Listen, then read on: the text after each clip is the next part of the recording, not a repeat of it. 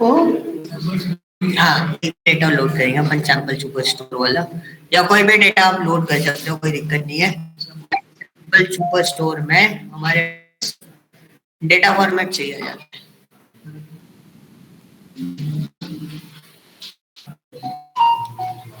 मैंने कोई डेटा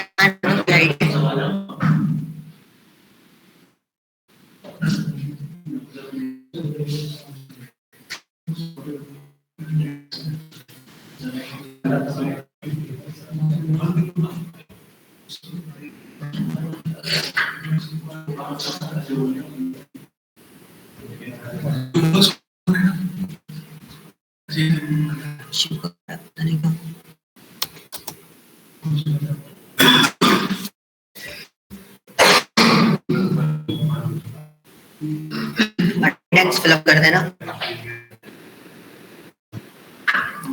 जो तुम्हारी नहीं हुई मनी नहीं आई अटेंडेंस।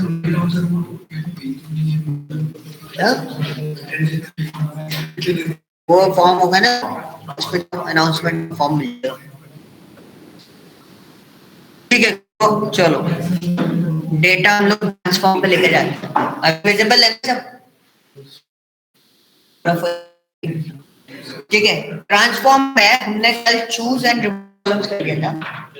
ओके, आज आपको कीप रोज, रिमूव रोज, स्प्लिट कॉलम करेंगे।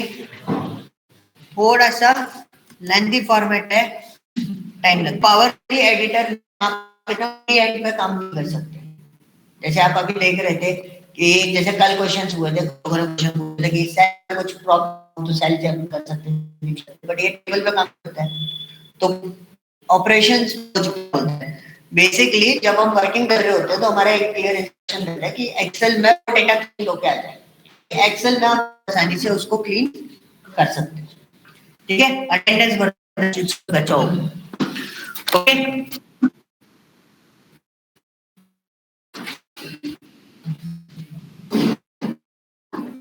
करना। ओके, तो ये हमने चूज कॉलम क्वेश्चन हम लोगों ने देख लिए थे।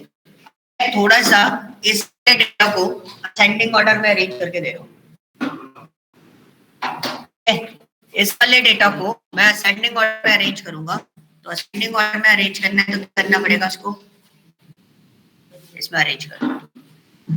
ठीक है, अब हमारे पास अलग है कौन से, कीप रोज एंड रिमूव रोज। कल remove columns, choose go two columns already देख रहे हैं कौन सी रिमूव कॉलम्स वगैरह ये सब मैंने ऑल्ट किया। चलो अब डेटा पे काम करते हैं।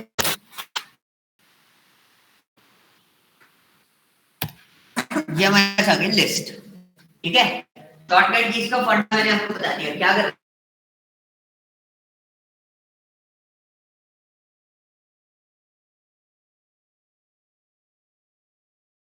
रेगुलर बेसिस पे करते जाओगे तो धीरे धीरे सारा सिस्टम बनता चला जाएगा।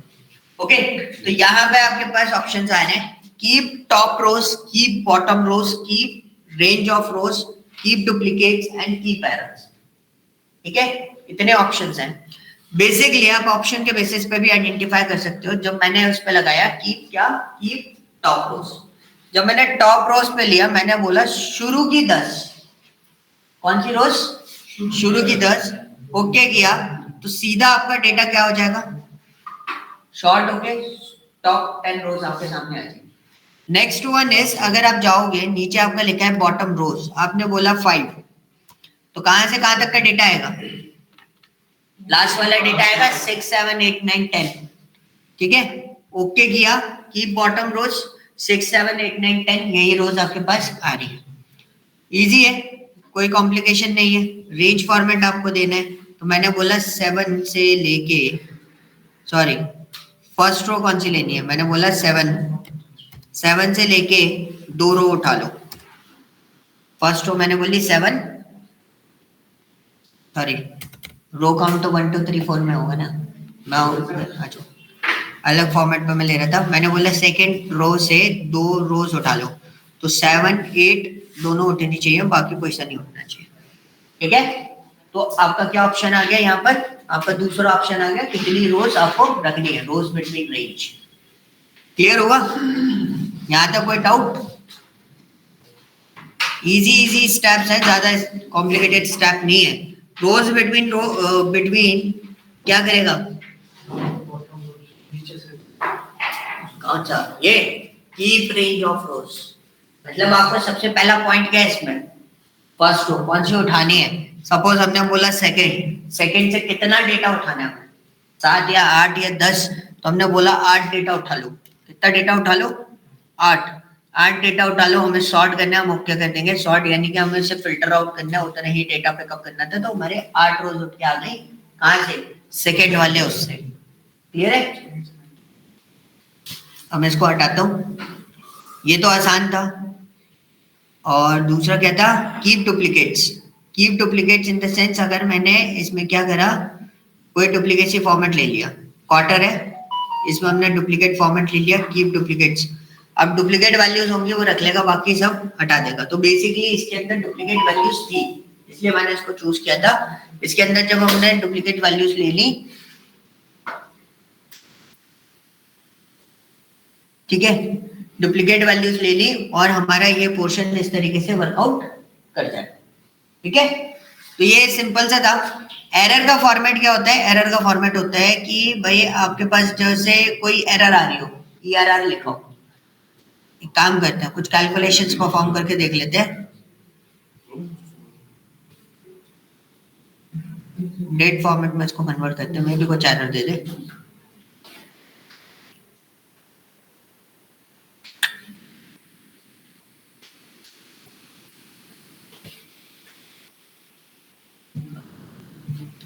चलो एक कोई डेटा हम लोग बना के देख लेंगे एरर फॉर्मेट पे। एरर आती है, रेड फ्लैग आएगा, उसके आगे एरर लिखा होगा। आपको वही रोज रखनी है जिनपे एरर्स आ रही है, तो आपको क्या करना है, कीप एरर्स वाला करना है। तो सिर्फ एरर वाली रो रुकेंगे, बाकी सारी रो जो है वो आपकी क्या हो जाएंगी, डिलीटेड हो जाएंगी।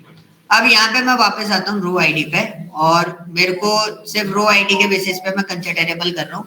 रो आईडी एंड ऑर्डर आईडी, इन दोनों को ले लेते हैं, बाकी सब हम हटा देते हैं। तो हम लोग क्या करेंगे, रिमूव अदर कॉलम्स, सब हमारे पास इतना ही डेटा बचेगा, बाकी सारा डेटा हमारा हट जाएगा।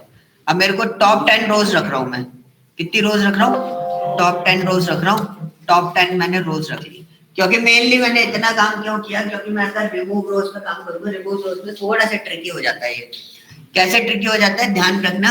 यहाँ पे हमारे पास आ रहा है रिमूव टॉप रोज, कितनी रोज आपको रिमूव करनी है। जैसे हमारा टॉप 10 रोज कितनी रखनी है वो आप डिसाइड कर रहे थे, वैसे आप क्या कर सकते हो, इसमें कितनी रोज रिमूव करनी है। सेकेंड वन इज बॉटम रोज,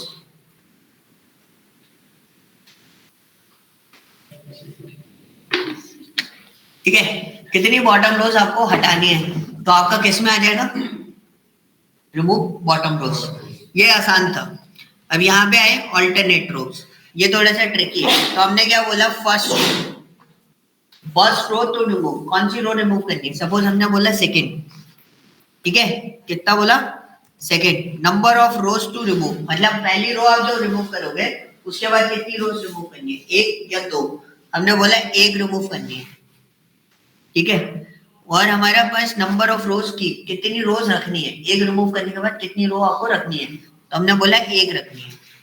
तो क्या होगा, आउटपुट क्या आएगा इसका, 1 से लेके 10 तक डेटा है। मैंने क्या बोला, सेकंड वाली रो रिमूव करनी है, तो सेकंड वाली रो कौन सी रिमूव होगी, 2 वाली, रो आईडी 2, ठीक है। उसके बाद क्या बोला, 1 रो रखनी है, तो 3 को वो रखेगा, सॉरी 1 रो डिलीट करनी है, तो कौन सी वाली 3, कौन सी वाली डिलीट कर देगा, 3 वाली भी, और 4 वाली को रख लेगा। फिर 5 को डिलीट करेगा, 6 को रख लेगा। देखो यही सीक्वेंस आ रहा है कि नहीं आ रहा, देखते हैं। 1 3 5 7 9, मतलब सेकंड को उसने हटाया। अच्छा हाँ ठीक है ना, सेकंड को हमने हटवाया था, 1 रो रखनी थी, 1 रो रखी, फिर उसने 1 रो डिलीट कर दी थी, फिर उसने 4 को डिलीट करा और 5 को रखा, 6 को डिलीट करा, 7 को रखा और 8 को डिलीट करा और 9 को रखा। ठीक है, समझ में आया। अगर मैं 2 कर देता तो आउटपुट क्या होता है इसका,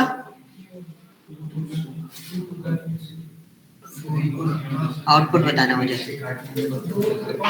वही चीज सीक्वेंस बना रहा हूँ 2 1 2, सॉरी हाँ चलो ये भी सीक्वेंस बन गया। कीप रोज कितनी है मेरी, 2 है, सीक्वेंस क्या बनेगा, दो को छोड़ के ओके करेंगे। कौन कौन सा आएगा, 1 3 4 6 7 9, ठीक है। एक डिलीट दो रखनी है, एक डिलीट दो रखनी है, ये वाला फॉर्मेट है। क्लियर है, इसमें कोई डाउट, कोई डाउट नहीं है। चलो क्या बात है भाई, क्या था ये, ओके। असेंडिंग डिसेंडिंग ऑर्डर आपको समझ में आ गया। उसके बाद हमारे पास क्या है, अगर आप you want to remove the duplicates, आप डुप्लीकेट्स रिमूव कर सकते हो। फॉर एग्जांपल मेरे को नहीं पता रो आईडीज में डुप्लीकेट्स कितने हैं, तो हम सीधा सीधा क्या कर देते हैं, रिमूव डुप्लीकेट्स। तो इसमें डुप्लीकेट रिमूव हो गए। अगर आप चाहो तो क्वार्टर में हम रिमूव डुप्लीकेट्स अप्लाई करके देख लेते हैं, रिमूव डुप्लीकेट्स। तो हमारे पास बचे क्या, डिस्टिंक्ट वैल्यूज बची। कौन सी वैल्यूज बची है, distinct values value. What is the difference between distinct values and unique values? हाँ सर यूनिक वैल्यू एक ही बार हाँ होती है, डिस्टिंक्ट वैल्यू सर वो बार बार रिपीट होती है, लेकिन उसको बार बार कंसीडर करके उसको टोटल करता है उसका। करेक्ट, मतलब यूनिक वैल्यूज का मतलब होता है कि वो पूरी की पूरी लिस्ट के अंदर सिर्फ एक बार एग्जिस्ट करे। डिस्टिंक्ट वैल्यू क्या होगा, जैसे मेरा क्वार्टर है, क्वार्टर मेरा मल्टीपल टाइम रिपीट है, लेकिन जब डिस्टिंक्ट वैल्यूज हम फाइंड आउट करते हैं तो वो रिपीटेटिव मॉडल को सिर्फ एक बार कंसीडर करता है, बार बार वो कंसीडरेबल नहीं रखेगा। This is the difference between remove distinct value and unique values, ठीक है। उसके बाद हमारे पास क्या था, रिमूव ब्लैंक रोज। ब्लैंक रोज अगर हमारे पास दिखे तो हमारे पास पिन कोड में ब्लैंक रोज थी। मैं गो टू कॉलम चूज करता हूँ, मेरा कॉलम कौन सा है, पोस्टल कोड। पोस्टल कोड के अंदर गया, यहाँ पे ब्लैंक रोज है, तो एक काम करते देखते हैं रिमूव करते कि नहीं करता। नहीं करा क्योंकि उसमें नल है, ठीक है। नल को रिप्लेस कर सकते हो आप, ब्लैंक रोज होता है बिल्कुल ही कंप्लीटली ब्लैंक होना उसका। कोई डाटा में ब्लैंक रो नल आ रहा है ना, ब्लैंक रो फिल हो सकता है, ब्लैंक रोज फिल तो नहीं होगी बाय डिफॉल्ट उसमें, हाँ उसमें हो सकती है। अभी मैं एक टेबल बनाऊंगा उसमें ऐसे ही करूंगा, मैं ब्लैंक रोज छोड़ दूंगा क्योंकि मैं उसमें आपको फ्लैश फिल बताऊंगा। तो ऐप फिल बताऊंगा ना, तो ऐप फिल में ये होता है ऊपर का डेटा नीचे फिलअप होके आ जाता है, तो उसके लिए मुझे है ना उसको मुझे उसको नल रखना पड़ेगा। बट मैं ब्लैंक रोज भी बना के देख लेंगे अपन उसमें, ठीक है। रिमूव एरर्स वाली जो रोज होंगे वो आप डायरेक्टली रिमूव कर सकते हो, ओके। असेंडिंग डिसेंडिंग ऑर्डर तो आपको समझ में आ गया था, असेंडिंग डिसेंडिंग ऑर्डर फॉर्मेट क्या था। हाँ जी माधुरी। सर जैसे पोस्टल कोड है उसमें अगर नल की जगह अगर वो रोज खाली होती हैं, तो क्या उस केस में फिर रिमूव करना सही रहता, क्योंकि वो बहुत ज्यादा नल वैल्यूज है वहाँ पे। करेक्ट। डेटा थ्योरी ये होती है कि अगर आपके पास 100 डेटा है और 1% डेटा खराब है, एक डेटा खराब है, तो आप रिमूव कर लो, कोई फर्क नहीं पड़ेगा। आपके पास 99 data for the analysis purpose. अब अगर आपका 60 70 10% से ज्यादा डेटा खराब जा रहा है, तो हम रिमूव नहीं करते कभी भी डेटा को, ठीक है। तब हम डिलीट नहीं करेंगे। 5 लाख डेटा सेट है हमारे पास, गन डेटा सेट, जो हमने मर्ज किया था। हम लोग एक्सेल में उस पर काम कर रहे थे, तो उसमें 77 जो डेटा वो थी क्या वैल्यूज, वो हमारी क्या थी, ब्लैंक थी, नल थी, तो हमने डिलीट कर दिया क्योंकि वो डेटा कितना था हमारे पास, 5 लाख डेटा था, उससे हमें फर्क नहीं पड़ेगा। लेकिन अगर उसी के अंदर 2-2.5 लाख डेटा हमारा ऐसा होता तो हम उसे रिमूव नहीं करते, डेटा पे इफेक्ट आ जाता है, ओके। तो सर जैसे अब ये पोस्टल कोड है, अगर हम इस पे सही से वर्क करना चाहें तो कैसे करेंगे। अब नल वैल्यूज दे रखी हैं और 50% से ज्यादा इसमें मतलब नल वैल्यूज है, ऑलमोस्ट 80% होगा आई थिंक। 41,996 नल वैल्यूज है, आपका 9,994 जो वैल्यूज हैं वो अवेलेबल है, बट 41,296 जो वैल्यूज हैं वो आपकी क्या है, इसके अंदर नल है। ये इसका फिगर है एक्चुअल।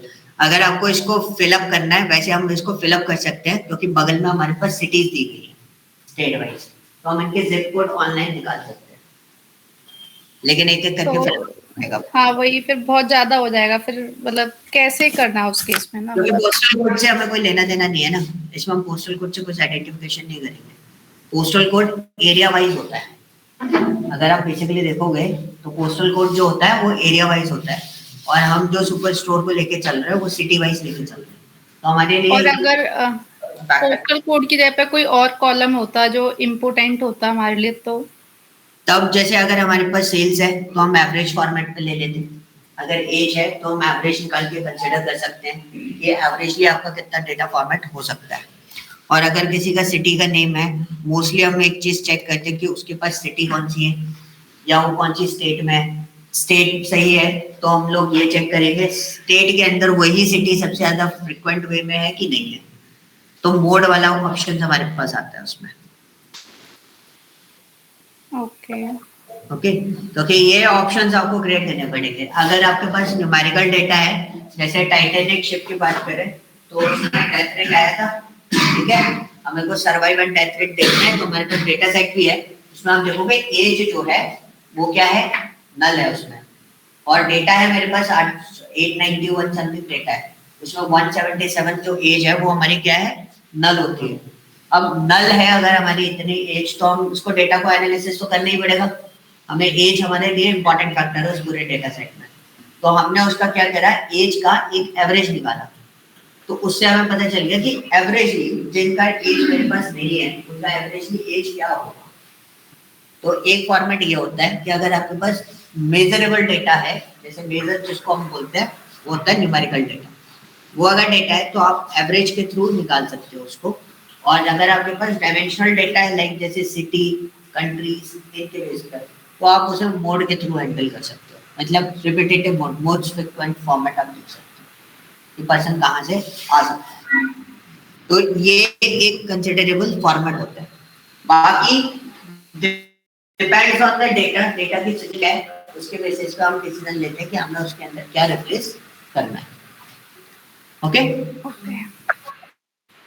तो ये अलग अलग फॉर्मेट्स आ जाते हैं। जैसे पोस्टल कोड हमारे लिए इंपॉर्टेंट नहीं है, अगर पोस्टल कोड आपको इसमें एंट्री करनी है तो हमें किसी ना किसी वेब कनेक्टर्स, यानी कि आपको विकिपीडिया पे मिल जाएगा इनके पोस्टल कोड सबके, लेकिन एक जगह मिल जाए, it is may be not possible, may be possible है, तो आपको उतने वेब कनेक्टर्स कनेक्ट करके उससे पोस्टल कोड कनेक्ट करनी पड़ेगी, टेबल्स बनानी पड़ेगी, तो उसमें हम लोग करते हैं, ऐसा नहीं है हम लोग करते हैं। जैसे इन्होंने ही किया था, हमने एक कास्ट24 का डेटा सेट उठाया था एक टाइम पे, और इन्होंने ही किया था हरियाणा के पोस्ट जो वो रहते हैं क्या बोलते हैं, HR नंबर्स होते हैं ना स्टेट वाइज, जैसे ओल्ड गुड़गांव में जाओगे तो 26 होता है, पाशुपुर साइड आओगे तो 98 हो जाता है वही, ठीक है, तो अलग अलग फॉर्मेट्स अलग अलग जगह पे नंबर्स अलग अलग होते हैं, तो हमें ये चाहिए थे तो इन्होंने कनेक्ट भी किया था, बट उसमें थोड़ी सी मेहनत एक्स्ट्रा हो जाती है, आपको मल्टीपल टेबल्स कनेक्ट करके डेटा फैच आउट करना पड़ता है, आप एक साथ नहीं कर सकते। तो यहाँ पे भी आप पोस्टल कोड फिलअप कर सकते हो, बट आपको उतने विकिपीडिया से पोस्टल कोड्स निकालने भी पड़ेंगे कि आपके पास लिस्टिंग हो, मैं ये नहीं बोला एक एक करके एंट्री करनी, लिस्टिंग हो, आप लुकअप लगाओ, पूरा डेटा आप उस साइड ले सकते हो, ठीक है, तो ये फॉर्मेट्स आप यूज कर सकते हो। अब मैं यहाँ पर आता हूँ, मैं इस वाले कॉलम को रख रहा हूँ, ठीक है, बाकी सारे कॉलम्स में हटा दे, क्योंकि मेरे को बताना है स्प्लिट। अब आप इस डेटा को बड़े ध्यान से देखो, आप लोग अगर अपने स्क्रीन ज्वाइन करो, स्क्रीन में बड़े ध्यान से देखना, मेरे पास यहाँ पर सबसे पहला जो डेटा है, ये वाला डेटा देख लो या ये वाला डेटा देख लो सेकंड, तो उसमें लिखा है IN डैश, उसके बाद एक ईयर 2013, फिर है डैश, फिर 77878, ठीक है, इस तरीके से भी नंबर्स आते हैं। तो डिलिमिटर क्या है इसके अंदर, डैश जो है वो हमारा क्या है, डिलिमिटर है। तो हम लोग यहाँ पर आते हैं स्प्लिट कॉलम में, स्प्लिट कॉलम में हमारे पास अलग अलग फॉर्मेट्स आते हैं। पहले हमने बोला बाय डिलिमिटर, बाय डिलिमिटर अगर हमें किसी चीज को रिप्लेस करना है, तो अभी देखो हमारे पास है ना अलग अलग फॉर्मेट आ रहे हैं, कौन कौन से आ रहे हैं, डिलिमिटर डला हुआ है उसमें ऑटोमेटिकली क्या डला हुआ है, हाइफन, डैश या हाइफन कुछ भी बोलो, उसमें क्या लिखा है, left most delimiter, right most delimiter, each occurrence of delimiter. मैंने ईच अकरेंस ऑफ डिलिमिटर पे किया तो मेरे पास कितने डिलिमिटर हैं ऐसे, मैं जैसे ही ओके करूंगा तो मेरे को कितने कॉलम्स बने हुए मिलने चाहिए? करेक्ट, 3 कॉलम्स उसने डिजाइन कर दिए. This is called what? Splitting format. कई बार होता है नेम्स आपको दिए हुए हैं, first name last name format पे लेना है तो आप उसे स्प्लिट भी कर सकते हो. ठीक है, ये पॉइंट समझ में आया? Split by delimiter. अब मैं फिर से लेके आया नंबर ऑफ कैरेक्टर्स. क्या बोल रहे हैं वो? सॉरी, ये उसी के अंदर एक पार्ट और रह गया था मेरा. बाय डिलिमीटर फिर से वही डैश है. अब मेरे पास लेफ्ट मोस्ट और राइट मोस्ट का ऑप्शन है. तो मैंने क्या बोला? राइट मोस्ट करूंगा. तो राइट मोस्ट में मेरे को एक आइडिया मिला कि राइट मोस्ट कौन सा हो गया, राइट हैंड साइड से देखूंगा तो नंबर अलग हो जाए और सीए या IN 2013 जो लिखा है वो अलग आ जाए. तो मैंने उसको क्या करा, राइट मोस्ट पोर्शन पे रखा और मैंने यहाँ पे ओके कर दिया. तो यू कैन सी मेरा नंबर्स अलग हो गए और हमारा पोर्शन क्या हो गया? CA डैश दिस वन, ये अलग हो गया. तो ये एक पोर्शन आप इस तरीके से भी स्प्लिट कर सकते हो. तो यहाँ पे तो डिलिमीटर सेम हो रहा है. कई बार क्वेश्चन आता है डिलिमीटर हर जगह अलग अलग हुआ, तो भाई अलग अलग पोर्शन पे अलग अलग तरीके से आपको उसको अलग अलग करना पड़ेगा, क्योंकि एक बार में आप सारे डिलिमीटर फॉर्मेट्स नहीं दोगे. अब यहाँ पे लेफ्ट मोस्ट लिया तो क्या हो जाएगा? फर्स्ट वर्ड जो है CA IN ये वाले जो पार्ट अलग हो जाएंगे, बाकी पूरा डेटा आपका अलग फॉर्मेट में चलेगा. ठीक है, क्लियर हुआ? अब मैं इसको बंद करता हूँ. यहाँ से ये सब यूजेस में आ जाएंगे. आप जब ये कुछ काम कर रहे होगे तो कई बार ऐसा होगा कि डेटा आपका चल रहा है, ठीक है, और आपको बीच में कोई चीज चेंज करनी है. तो कई बार ऐसा होता है हमें बीच में से ट्रांसफॉर्म पे लेके जाना होता है पावर BI से डेटा को. तो हम उठा के उसको यहाँ पे लेके आएंगे और अपना चेंजेस किया और वापस. ओके, तो नंबर ऑफ कैरेक्टर्स फॉर्मेट पे लेते हैं. नंबर ऑफ कैरेक्टर्स क्या होता है कि अगर मैंने बोला एवरी 2 कैरेक्टर्स के बाद आप क्या करना है? स्प्लिट करना है. तो एवरी 2 कैरेक्टर के बाद मैंने उसको बोला रिपीटेडली करना है. मैंने ओके किया तो बहुत सारे कॉलम बन गए, क्योंकि हर 2 कैरेक्टर्स पे कुछ ना कुछ आपको मिल रहा है. पहले CA पे लिया उसने, फिर उसको स्प्लिट कर दिया. स्प्लिट करने के बाद डैश 2 आया, उसको स्प्लिट कर दिया. फिर आई थिंक कुछ होगा उसमें 1 0 0 आ रहा था ना, इसलिए उसने 1 को लिया, उसको कंसिडर नहीं किया. I don't know why 0. वही तो मैं बोल रहा हूँ, मैं खुद वही देख रहा हूँ कि 0 को लेना चाहिए था उसको. तो यहाँ पे हम लोग देख लेते हैं कि डेटा कैसे था. 0 पहले था. ओके, तो सिस्टम क्या देगा? पहले 0 होता है ना, वो कंसिडरेबल नहीं करता. तो 2012 लिखा हुआ है तो 0 पहले आ रहा है. अगर 0 बाद में आ रहा था तो कंसिडरेबल होता, क्योंकि वो 10 होता. अदरवाइज वो उसको नंबर समझ के उसको वैसे पिकअप कर रहा है. ओके, देन उसके बाद अब एक काम करते हैं, मैं उसको स्प्लिट कर देता हूँ. किस पे स्प्लिट किया था? एवरी 2 कैरेक्टर्स हमने स्प्लिट किया था.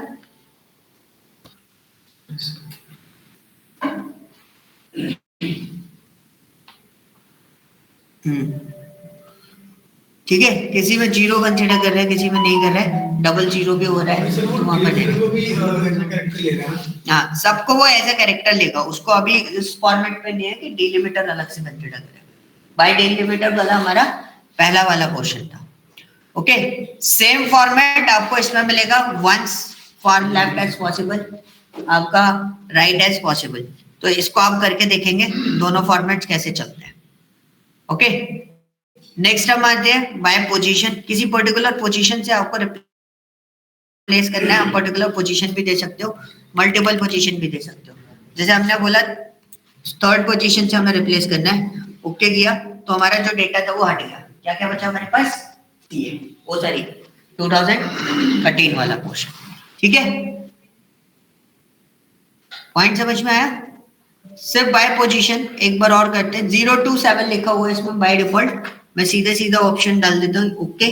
तो यहाँ पे क्या हो गया? 0 to 7 पे हमारा जो डेटा है ना वो स्प्लिट हो गया. अगर मैंने उसको क्या बोला था? स्टार्ट पॉइंट दे रखा था मैंने, तब मैंने बोला था 3rd से करना है, तो स्टार्टिंग के 3 तो उसने हटा दिया, वो 3rd वाला उसने पिकअप करके वो मेरे को दे दिया था. ओके, ये थोड़ा सा इजी है, कभी कभी आपको काम में आएगा. कुछ चीजें आपको अलग अलग करनी है तो अलग अलग फॉर्मेट में ले जाएगा. अब lower case to upper case. Lower case to upper case, let me check, मेरे पास कोई डेटा होना चाहिए. इसमें कहीं कोई ऐसा डेटा दिखाई दे प्रोडक्ट नेम को रखते हैं, इसी में मिलेगा, मैं लोअर टू अपर केस वाला, ठीक है। अब आपके पास ये डेटा अवेलेबल है, आप इसको देखो, इसमें कुछ केसेस ऐसे हैं जो नंबर्स के साथ में स्ट्रिंग्स बनी हुई है, ठीक है। तो एक स्ट्रिंग को हम कंसिडरेबल करते हैं, हम इसमें करते हैं कीप रोज में शुरू की 10, थोड़ा सा कॉम्प्लिकेटेड हो जाता है, इसलिए मैं शुरू की 5 रोज को रख लेता हूँ, बाकी सब हटा देता हूँ, ताकि हमारे पास डेटा कॉन्सेंट्रेशन के लिए डेटा होता नहीं हो, ताकि हम चेंजेस देख सके क्या चेंजेस हो रहे हैं, ठीक है। इनमें से कोई भी पार्ट आप बड़े ध्यान से देख लो, जैसे मोटोरोला स्मार्टफोन कॉमा कॉर्डलेस, ठीक है, इसको पकड़ के चलते हैं फोर्थ वाले को। अब मेरे को क्या करना है, इसको स्प्लिट करना है lower case to upper case, क्या, क्योंकि सारे अपर केस है ना, उसको मैंने लोअर टू अपर बोला है।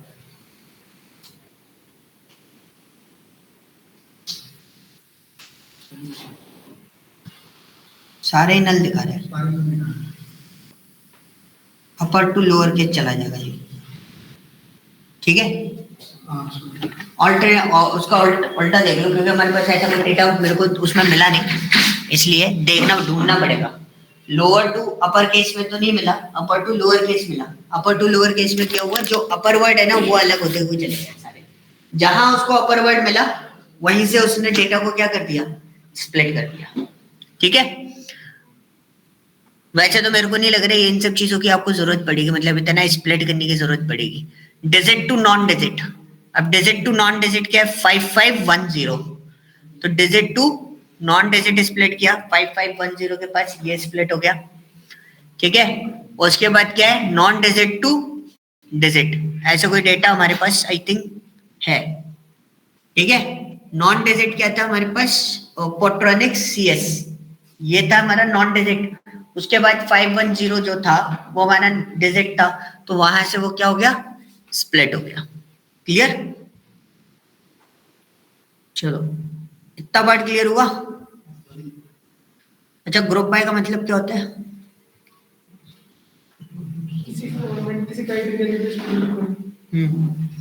तो सेगमेंट को मैं क्या करूं, ये तो काउंट ही कर सकता है,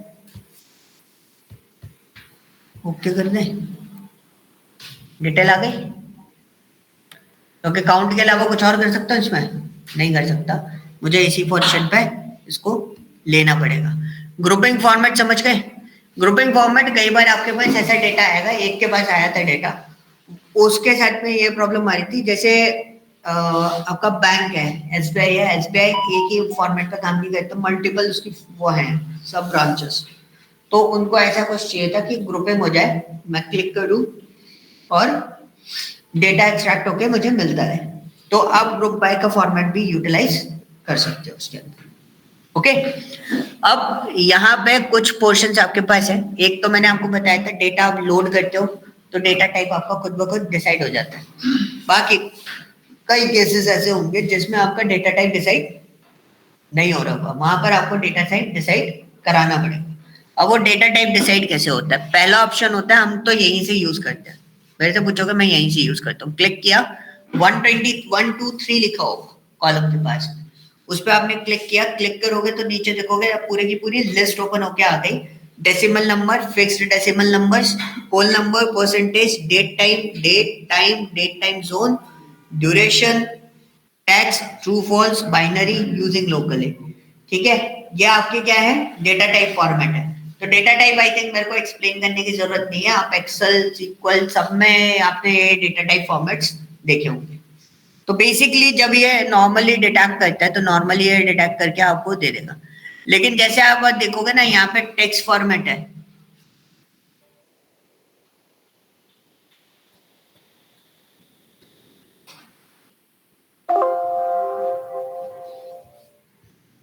ठीक है, ये सिटी, स्टेट, कंट्री जो है ना वो टेक्स्ट फॉर्मेट है। तो एक आइडिया देता हूँ मैं आपको, आप जैसे उसमें काम करोगे ना, टैबलू कभी इंस्टॉल करके चलाओगे, तो टैबलू में यही डेटा टाइप ग्लोब के नाम से आता है, ग्लोबल के नाम से, ठीक है। आप उसमें देखोगे तो पूरा वर्ल्ड मैप वगैरह, मतलब वो डायरेक्ट कॉन्फ़िगरेशन ले लेता है, किस तरीके का, ग्लोबलाइज फॉर्मेट पर, तो वो उस टाइप फॉर्मेट में ले लेगा।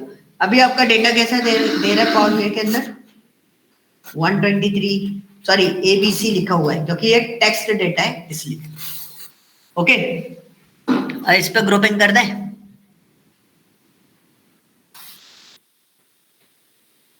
डिस्टिंक्ट रोज काउंट कर लेते हैं।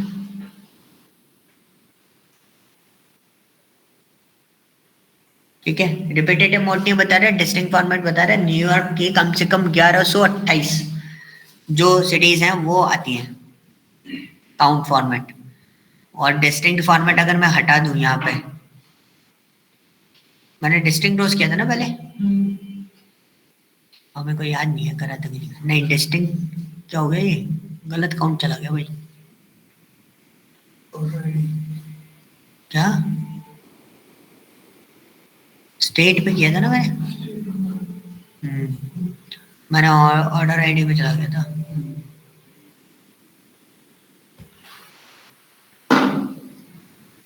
चला के देख रहे हो ना घर पे, अगर नहीं कर रहे होगे तो पता है ना क्या होगा, क्या हो जाएगा। ये टूल है, टूल जितना मजेदार होता है ना उतना डेंजरस होता है। तब भी उतने ही आ रहे हैं डिस्टिंक्ट अकाउंट में भी, क्योंकि मेरे ख्याल से कोई रिपीटेटिव मोड पे नहीं होगा शायद। ठीक है, किसी में आ रहे होंगे चेंजेस। डेटा बहुत है, 147 सिटीज है हमारे पास, सॉरी स्टेट ज्यादा है, सॉरी कंट्रीज हमारे पास 147 है, तो उस चक्कर में हमारे पास हो सकता है कुछ गड़बड़ हो रहा हो इसके अंदर। टोटल काउंट फॉर्मेट भी आप निकाल सकते हो, टोटल काउंट कितना जा रहा है उससे भी आप आइडिया लगा सकते हैं कि क्या फॉर्मेट अवेलेबल है।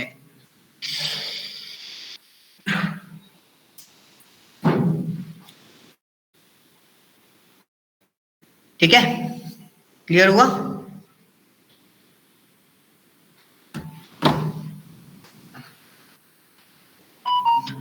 ओके, सो नाउ यहां पे आ रहा है यूज हेडर इज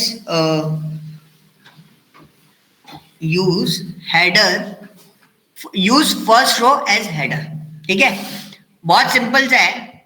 यहां पे मैंने प्रमोट कर रखा था इसको, क्या कर रखा है, प्रमोट आ रहा था, ऑटोमेटिक हुआ था, हमने कुछ नहीं किया।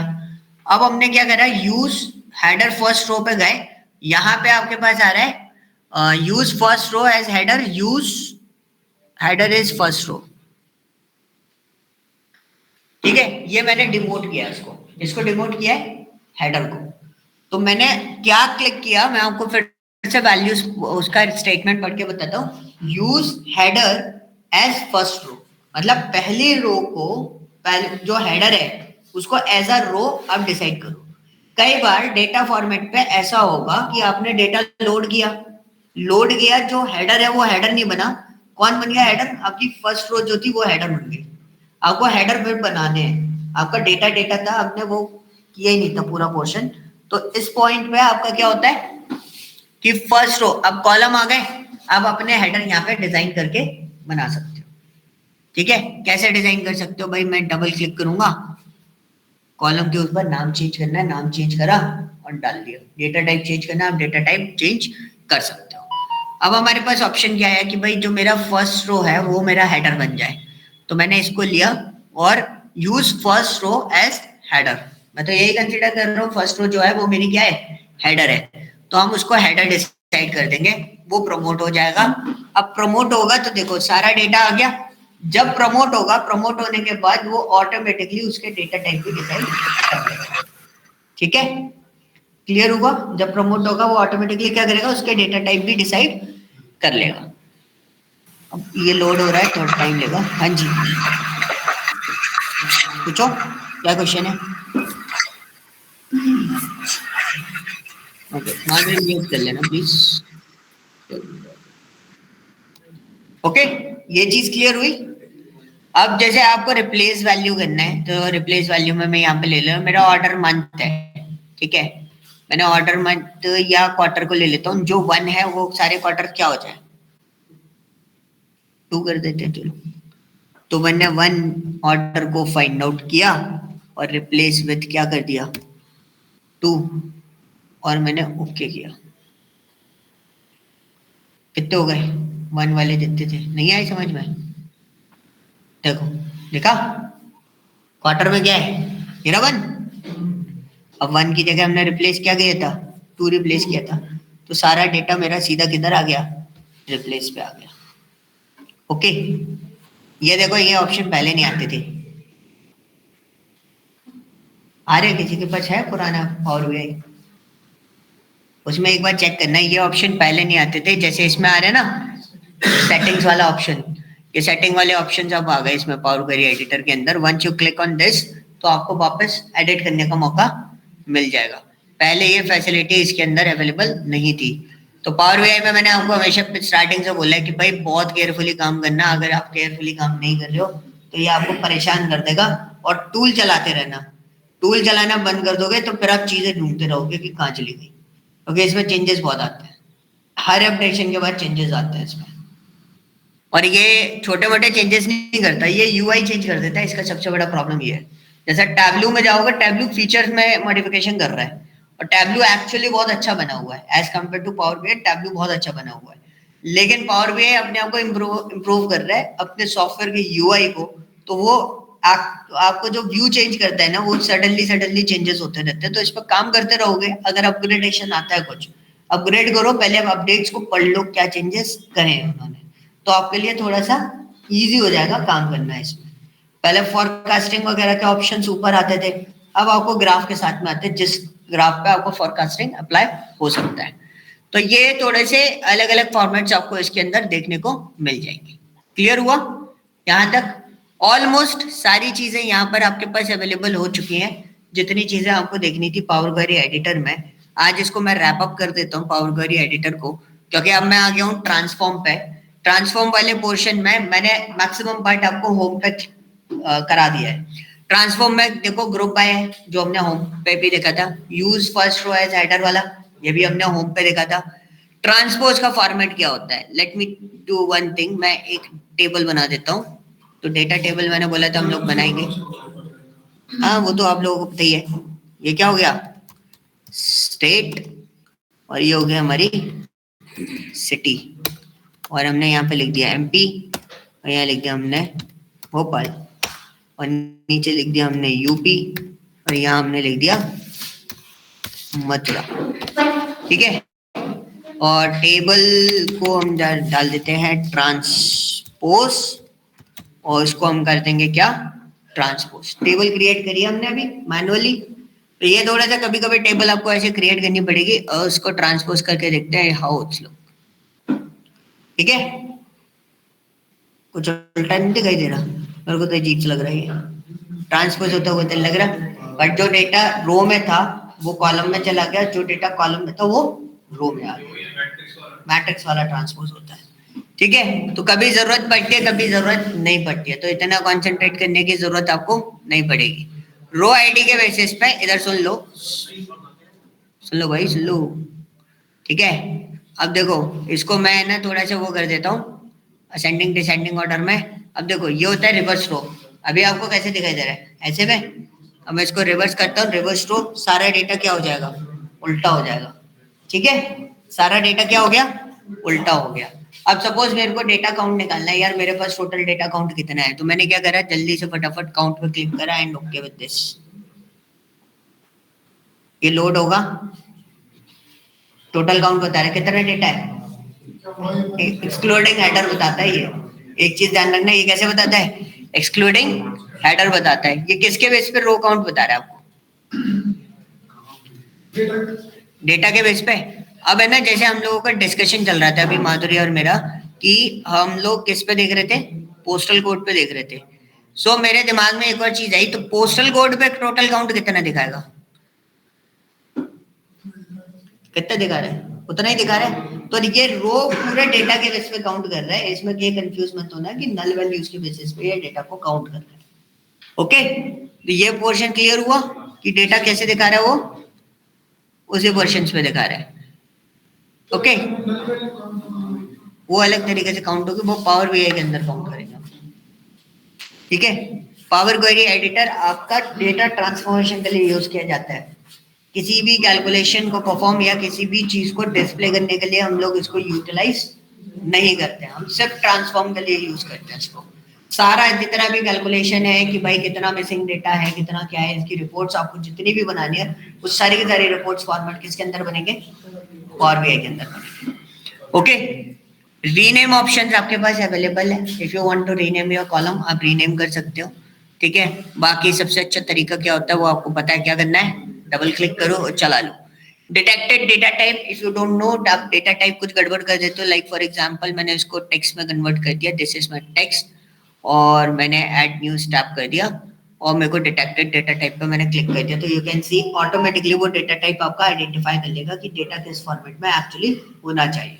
तो वो डेटा किस फॉर्मेट में देखता है भाई, अगर बीच में मैं कोई टेक्स्ट फॉर्मेट डाल देता रो आईडी में, तो क्या देता वो, एबीसी। अगर मेरा पूरा डेटा कैसा है, न्यूमेरिकल है, on the basis of this ये तभी आपको क्या दे रहा है कि ये न्यूमेरिकल डेटा आपको प्रोवाइड करेगा, ठीक है। मतलब ऊपर क्या दे रहा है आपको ऑप्शन,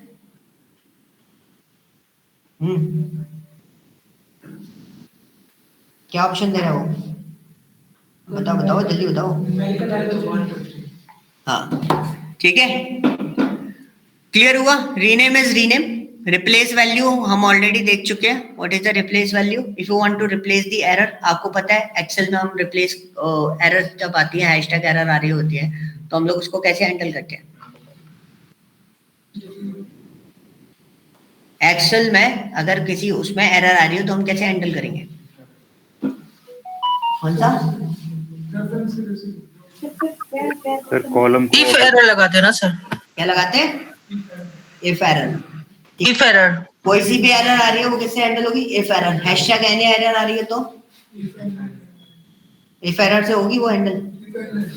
सर कॉलम एडजस्ट करके, कॉलम एडजस्ट करके, हैशटैग एनी, सिर्फ है इफ एन है, की बात नहीं कर रहा, तो बोलो इफ एन है, इफ एन है, इफ एरर। वो इफ एरर से भी हैंडल हो जाएगी और इफ एनी से भी हैंडल हो जाएगी, दोनों से आप हैंडल कर सकते हो, ठीक है। वैसे ही आपको एरर्स जो आती है यहाँ पे आप रिप्लेस एरर कर सकते हो। If you want to replace something, like for example कभी कभी होता है कैलकुलेशन मॉडल में दिक्कत आ जाती है। मूवी डेटा सेट है मेरे पास, तो उसको मैं प्रोसेस कर रहा था, उसमें कुछ कैलकुलेशन ऐसा था जो कि हमारा कैसा हो रहा था, टेक्स्ट भी था उसके अंदर, नॉट अवेलेबल लिखा हुआ था, बाकी पूरे उसमें न्यूमेरिकल लिखा हुआ था, तब हमें एरर्स आ रही थी क्योंकि हम टेक्स्ट को काउंटेबल या किसी भी तरीके से मल्टीप्लिकेशन फॉर्मेट पे नहीं ले सकते, कैलकुलेशन मॉडल पे नहीं ले सकते। ओके, तो फिल वाला फॉर्मेट भी हम लोग देख लेते हैं। पहले मैं छोटे छोटे पार्ट बता देता हूँ, एक दो चीजें बचेंगी वो हम उसको बाद में देखेंगे। मूव करने का पोर्शन क्या है, एक तो पकड़ो और छोड़ दो, पकड़ा और छोड़ दिया। दूसरा ऑप्शन क्या हो गया, मूव। हमने लेफ्ट मूव करना है, click on this, left move. Right move करना है, click on this, right move. And में बचाना है, this is an and, this is an beginning. आगे बस में उसके बाद हमें लेफ्ट मूव देना था, कहाँ गया, नहीं हुआ। अच्छा लेफ्ट में तो है ही, राइट मूव देना है, ठीक है। पोर्शन समझ में आया। आई थिंक इसमें तो कुछ है ही नहीं। लिस्ट फॉर्म में डेटा चाहिए, कन्वर्ट टू लिस्ट पे क्लिक कर दो, पूरा डेटा एक लिस्ट फॉर्म में आ जाएगा आपके पास। यूजेस में आपको बता दूंगा, जैसे मैं आपके साथ में काम कर रहा था, अभी मैं एक एक डेटा अगर करके क्या करता, रिमूव कॉलम कर रहा था, फिर मैं आपको एनालाइज करके बता रहा था। बट यहाँ पे हम लोगों ने क्या करा, लिस्ट फॉर्म में कन्वर्ट कर दिया, तो एक जो रिकॉर्डेड पार्ट है वही आपके पास आएगा और कुछ आपके पास नहीं आएगा। क्लियर। और क्या ट्रांसफॉर्म के अंदर, स्प्लिट कॉलम, ये आप देख चुके हो ऑलरेडी। एक और छोटा सा डेटा है, फॉर्मेट। इसके यूजेस बता दो मुझे। लोअर केस का मतलब, तो एक काम करते हैं, किसी को पकड़ लेते हैं, कस्टमर को ही पकड़ लेते हैं, ठीक है। और कस्टमर को हमने पकड़ा और हमने उसको लोअर केस में डाला, तो सारा डेटा किस में चला गया। अपर केस करेंगे तो, कैपिटलाइज ईच वर्ड करेंगे तो क्या बोलते हैं उसको बेसिकली, टाइटल केस में चला गया, ठीक है। ट्रिम इज व्हाट, अच्छा हाँ क्या, ठीक है। और क्लीन मतलब, अब शांति बढ़ गई। ट्रिम में तो सर वो आगे पीछे जो एक्स्ट्रा है वो जो ट्रिम करता है, क्लीन में सर सारे हटा देगा, क्लीन में सारे हटा देगा। कोई बताएगा क्लीन और ट्रिम?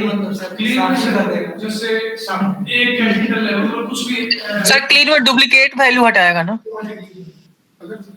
जैसे एक बड़ा है, एक छोटा है, फिर एक बड़ा है, छोटा है, कंटिन्यू चलता है। सर एक बार क्लीन पे क्लिक कर दो।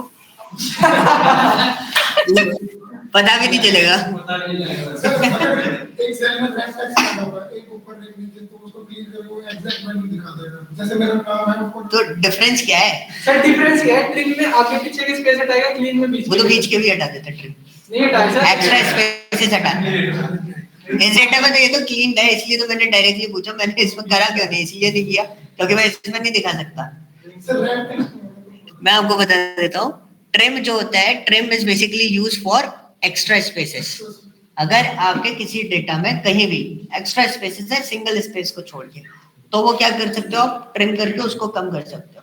तो यहाँ पे कभी कभार ऐसा हो जाता है एक्स्ट्रा स्पेसेस की वजह से कंपैरिजन कर रहे हो तो वो नहीं आएगा, तो आप ट्रिम कर लो पूरे डेटा को, ठीक है। क्लीन का मतलब क्या होता है, नॉन प्रिंटेबल कैरेक्टर्स जो होते हैं। नॉन प्रिंटेबल कैरेक्टर्स मतलब कभी कभी बॉक्स बने हो जाते हैं, एक ऐसे करके सिग्मा जैसा एक साइन आता है खड़ा हुआ, ऐसे जो कैरेक्टर्स होते हैं जो प्रिंटेबल मोड पे नहीं आते, जो किसी भी फॉर्मेट पे यूज नहीं होते, नोटेशंस नहीं होती, वो उनको क्लीन करने के लिए हम लोग क्या यूज करते हैं, क्लीन का यूज करते हैं। This is a difference between trim and clean, okay. क्योंकि यहाँ पे डेटा नहीं है हमारे पास उस टाइप का। अगर हम डेटा फॉर्मेट, अभी हम लोग फिल वाले के लिए कुछ काम करेंगे तो हम उसमें कर लेंगे, एक छोटा आगे पीछे डेटा एक्स्ट्रा करके देख लेंगे, ठीक है। प्रीफिक्स क्या होता है, सफिक्स क्या होता है? प्रीफिक्स बताना। क्या बोलते हैं उसको? सत्य प्रत्यय, प्रत्यय, उपसर्ग प्रत्यय, सत्य प्रत्यय बोलते हैं, ठीक है। सो प्रीफिक्स इज व्हाट, सबसे आगे जो लगेगा। सफिक्स इज व्हाट, सबसे लास्ट में लगेगा। चलो भाई ये तो तुम्हें पता है। एक्सट्रैक्ट कॉलम, ये काम की चीज है। टाइम है काम का तो बहुत है पर बोरिंग है। कौन सा? और ये मेरे को मजा आ रहा है। मैं हर क्लास में ये बोलता हूँ, मजा मुझे आएगा, आपको बोरिंग लगेगा। और आपको बोरिंग कब नहीं लगेगा, जैसे आप काम करोगे ना उस टाइम पे आपको बोरिंग नहीं लगेगा। मैंने काम का तो है पर बोरिंग है पढ़ने में। हाँ जी मैम।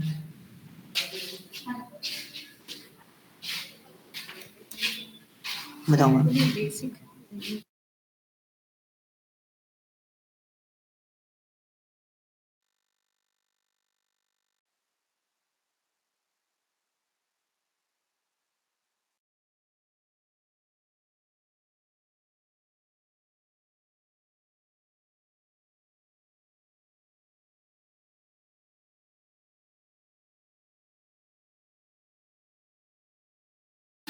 ओके, सो हम लोग क्या कर रहे थे, ये हमने बात कर ली थी। चलो इतना अभी थोड़ा सा और बचाया हुआ है, इतना टाइम पीरियड नहीं है अभी कि मैं इसको और आगे चीजें कवर अप कर पाऊँ। बहुत सारी चीजें बची हुई है। एक टेबल फॉर्मेट और बनेगा, ठीक है। मजा सिर्फ आपको वहां आएगा जब मैं ग्राफ बना रहा हूँ। हाँ ठीक है, बनना कुछ दिख रहा है। सर जिस तरह पावर पॉइंट में रखा है, एक्सेल क्यों नहीं इस तरह की फीचर्स ला रहा है? किसमें? एक्सेल में है, ये है तो, पर जिस हिसाब से इन्होंने दे रखे हैं एक्सेल में भी यही पूरा काम कर दूंगा। फॉर्मूले में लगा के करना पड़ता है ना, शॉर्टकट के दो। इसमें है पिवट टेबल यूज करो। पर सर को बहुत बारीक चीज डिलीमीटर में राइट आफ्टर किसमें? एक्सेल में भाई, एक्सेल में पूरा पावर क्वेरी एडिटर जो मैं आपको यहाँ पे सिखा रहा हूँ ना, वो पावर क्वेरी एडिटर पूरा एज इट इज उसमें भी काम करता है। एक्सेल के अंदर भी होता है, डेटा टैब के अंदर जाओगे आपको पावर क्वेरी एडिटर मिल जाएगा। और इसी की वजह से आज के डेट में जो मर्ज शीट का सिस्टम चलता था पहले, वो बीपीए के थ्रू करना पड़ता था। आज की डेट में वो पावर क्वेरी के थ्रू हो जाता है। और कंपनीज में जाओगे तो बड़ी एमएनसी कंपनीज है, they are asking about the power query कि आपको डेटा मत करना उसके थ्रू आता हो, कंसोलिडेट करना पड़ता था पहले, बीबीए लगाना पड़ता था। अब क्या है, क्लिक इवेंट आप उससे पूरा डेटा कंसोलिडेट करके एक सिंगल पेज रिपोर्ट्स बना सकते हो। वही कह रहा हूं सर, वो सिंगल क्लिक फीचर है, वो एक्सेल क्यों नहीं डालते? एक्सेल में है ना, पर बीबीए में है ना सर वो। अरे एक्सेल में है, हम एक्सेल में इसी में करते हैं। मैंने अभी बीबीए तो आपने कहा सर बीबीए से करना पहले होता था 2021 में ऐसे ऑप्शंस। अब आपके पास सर सीधे जैसे डायरेक्ट स्टेप्स आ रहे हैं आप देखिए, एक्सेल में नहीं आते ना ऐसे। अरे कहां नहीं आते भाई, ये लो स्टेप्स नहीं आएंगे पर सर। ये लो ना यार, है कंसोलिडेट डेटा, ये बड़ा हुआ है, ठीक है। डेटा मर्ज करना है पूरा। पहले एक्सेल में डेटा कनेक्ट नहीं कर पाते थे कहीं, आपको डेटा उठाना पड़ता था, लेना पड़ता था, कॉपी करना पड़ता था। आज की डेट में हम वेबसाइट उतार के उसके अंदर रख देते हैं। आपको टेबल चाहिए, वेब कनेक्टर्स पड़े हुए हैं, वेब कनेक्टर से कनेक्ट करो, पूरा डेटा आ जाएगा। 5 लाख डेटा, 10 लाख डेटा आपका अलग अलग शीट में पड़ा हुआ है, सारे शीट एक साथ मर्ज हो जाती है। हम क्यों करते हैं पावर बीआई? किसको? पावर बीआई इसलिए यूज करते हैं, पावर बीआई इजी गोइंग होता है और वर्क स्पेस वगैरह उसमें मिल जाता है, जिससे हम पूरा का पूरा डेटा है ना लाइव फॉर्मेट पे शेयरिंग कर सकते हैं। एक्सेल में डैशबोर्ड इतने इंटरैक्टिव नहीं होंगे जितने इंटरैक्टिव डैशबोर्ड्स आपको पावर बीआई में मिलते हैं। सर एक्सेल में लिमिटेड डाटा ऐसा कुछ भी नहीं है। पावर बीआई के बारे में भी एक चीज बता देता हूँ, थोड़ी सी कुछ चीजें मैं आपको क्लियर करना चाहूंगा। बहुत सारी चीजें मार्केट के अंदर रहती है। एक्सेल लिमिटेड डेटा को होल्ड कर रहा है, एक्सेल भी क्लाउड सर्विस यूज की जाती है आज की डेट में, ठीक है। There is no limit in the data formats, ठीक है। क्लाउड सर्विस है, आप लार्ज अमाउंट ऑफ डेटा भी उसमें होल्ड कर सकते हो, but it will take time, ठीक है। लोड होने में टाइम लेगा। सेम चीज पावर बीआई में लोड होने में टाइम लेगा। आप 10 लाख डेटा इस पे भी लोड करोगे, ये भी होता है, ठीक है। अब दूसरा डिफरेंस क्या है? Interactive dashboards. दूसरा डिफरेंस एक और हो गया आपके पास, क्या कि आपके जो ग्राफिंग फॉर्मेट्स होते हैं वो जितने इंटरैक्टिव फॉर्मेट्स पे आप जितना मॉडिफिकेशन इसमें दे सकते हो उतना मॉडिफिकेशन आप एक्सेल में नहीं दे सकते। इसमें अच्छे ग्राफिक फॉर्मेट्स होता है। तीसरा फॉर्मेट एक्सेल के अंदर पूरी टेबल पे वर्कआउट नहीं होता। आपको टेबल फॉर्म बनाते हो, जब वो फॉर्मूला लगाते हो, you are using formulas. Desk पे पूरी की पूरी टेबल को वन टाइम में फॉर्मेट पे काम कर रहे होते हैं, तो थोड़ा सा काम है ना आपका स्मूथ और फास्टेस्ट मोड पे आ जाता है। और लोगों को बहुत ज्यादा कंफ्यूजन रहती है, पावर बीआई का सीख रहे हैं, टैबलू की नहीं सीख रहे हम लोग। तो पावर बीआई अभी देखो मार्केट डिमांड सबसे ज्यादा पावर बीआई की है। दूसरा इंटरनल प्रोजेक्ट्स, एनसीआर की बात करोगे सबसे ज्यादा इंटरनल प्रोजेक्ट्स चलते हैं यहाँ पे। Not like this client interaction वाले प्रोजेक्ट्स कब होते हैं यहाँ पे? सारे के सारे कैसे प्रोजेक्ट होते हैं? इंटरनल प्रोजेक्ट्स होते हैं। और यहाँ पे क्लाइंट जो है ना सबसे ज्यादा स्टार्टअप फॉर्मेट्स बहुत सारे मिल जाएंगे, ओके। तो यहाँ पे पावर बीआई 365 के साथ में फ्री ऑफ कॉस्ट मिल जाता है। वर्क स्पेस आपको मिल जाएगा, सब कुछ मिल जाएगा। मैं आपको वर्क स्पेस भी बता दूंगा कैसे बनता है, वो सब हम करके देख लेंगे। फर्जीवाड़ा है थोड़ा सा, करेंगे बट वो भी हम कर देंगे इसमें, ठीक है। तो वर्क स्पेस वगैरह आप बनाओगे तो ये भी चीज हो जाएगी। टैबलू क्लाइंट बेस पे होता है। क्लाइंट बेस यानी कि अगर आप लोग मेरे क्लाइंट हो, मुझे आपको टैबलू देना है, मेरे को आपको डैशबोर्ड देना है, आपका लाइव इंटरेक्शन रखना है पूरा कंप्लीट डेटा के साथ में, तो मैं क्या यूज करूंगा? टैबलू यूज करूंगा। मुझे नहीं पता मेरा क्लाइंट लैपटॉप कौन सा यूज कर रहा हूँ, मुझे चाहिए मेरा क्लाइंट किसी भी लैपटॉप से, मैं अगर कोई डैशबोर्ड उसको शेयर कर रहा हूँ वो किसी भी फॉर्मेट पे चले। बट पावर बीआई में थोड़ा सा कंस्ट्रेंट रहता है। पावर बीआई चलेगा किस पे? विंडोज लैपटॉप में, और किसी पे नहीं चलेगा। तो ये थोड़ा सा कंसर्न पॉइंट होता है। और जब इंटरनल प्रोजेक्ट की बात जो मैं बोल रहा हूँ, जब शॉर्ट डेटा होता है, स्मॉलेस्ट डेटा होता है ना, ज्यादा हैवी डेटा नहीं, स्मॉल डेटा जिसको हम बोलते हैं, वो डेटा हम पावर बीआई पे हैंडल कर सकते हैं। जब लार्ज अमाउंट ऑफ डेटा की बात होती है तब हम टैबलू को सजेस्ट करते हैं। ये सारे चीजें डिपेंडेंसी रहती है, सब बीआई टूल्स हैं। टैलेंट भी है, एल्ट्रिक्स भी है। एल्ट्रिक्स आपका थोड़ा सा अलग हो जाता है, इन्फॉर्मेटिका वगैरह थोड़े से अलग हो जाते हैं, दोनों बीआई टूल्स हैं, लेकिन ये सब डिपेंडेंसी फॉर्मेट पे रहते हैं। आजो, ठीक है। ये सब आपके किस पे रहते हैं? डिपेंड रहते हैं कि कंपनीज किस बेस पर काम कर रही है। अभी आप जितनी कंपनीज देखोगे, जैसे 15 का अपडेट है, 15 को कैंपस है यही पे, ठीक है। तो मैक्सिमम जो कंपनीज में आप डिमांड देखोगे ना, एक्सेल, बीआई और सीक्वल। पाइथन, डेटा एनालिटिक्स की कंपनी आएंगे, पाइथन आपसे ये पूछेगी पाइथन आता कि नहीं आता, बट इन तीन का कमांड स्ट्रांग होनी चाहिए, वो आपको उठा के लेके देगी। किसी भी कंपनी का जेडी उठाओगे, ये तीन चीजें कॉन्सेंट्रेट करो, ये तीन चीजें इतनी स्ट्रांग होनी चाहिए कि आप आंसर्स दे सको, ठीक है। तो पावर बीआई का कॉन्सेप्ट समझ में आ गया, क्यों यूज कर रहे हैं। एक्सेल में भी कर सकते हो, बट एक्सेल में वही डैशबोर्ड बनाने में आपको टाइम लगेगा, लेकिन पावर बीआई में ड्रैग एंड ड्रॉप से आपको बन जाएगा। आपको पिवट टेबल्स वगैरह ये सब चीजें क्रिएट करके डैशबोर्ड डिजाइन करने की जरूरत नहीं है। यहाँ पे सिर्फ ड्रैग एंड ड्रॉप से आपका काम चल जाएगा। लेकिन एक चीज बोलते हैं, जब मैंने पावर क्वेरी एडिटर आपको बता दिया, ये पावर क्वेरी एडिटर बताने के पीछे सिर्फ रीजन इतना सा था कि बीच में अगर हमारे कोई डेटा में कुछ फ्लॉ आता है या कुछ मिसिंग वैल्यूज हमें आइडेंटिफाई होती है डैशबोर्ड बनाते समय या रिपोर्ट बनाते समय, तो हम ट्रांसफॉर्म करने के लिए वापस एक्सेल से वापस कनेक्ट करके फिर लोड करने की जरूरत नहीं है, आप यहीं से सॉल्व कर सकते हैं। ओके, अगर बेसिकली लेके डेटा लोड करो तो आपके लिए ज्यादा बेटर है, क्योंकि आपने अभी देखा कि हमारे पास एक्सेस था, बट हम थोड़े से रिस्ट्रिक्टेड भी है इसके अंदर। हम हर चीज हर पॉइंट पे एक्सेस चेंजेस नहीं कर सकते। अगर हमें एक चेंज करना है तो वो बहुत सारी जगह चेंज हो, तो हमें पता है